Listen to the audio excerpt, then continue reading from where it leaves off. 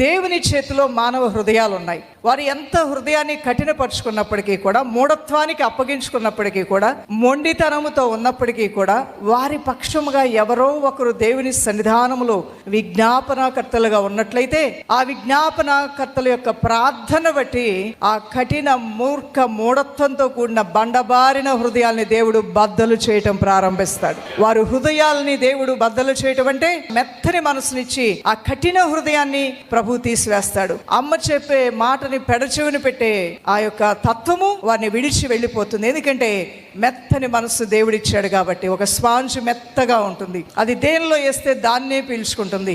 ఆ విధంగా జ్ఞానాన్ని ఆపాదించుకునే విధంగా, వివేకాన్ని ఆపాదించుకునే విధంగా, తల్లిదండ్రుల యొక్క, పెద్దల యొక్క, హితబోధకుల యొక్క బోధని, ఉపదేశాన్ని స్వీకరించే మంచి మనస్సు దేవుడు మన బిడ్డలకు దయచేయునుగాక.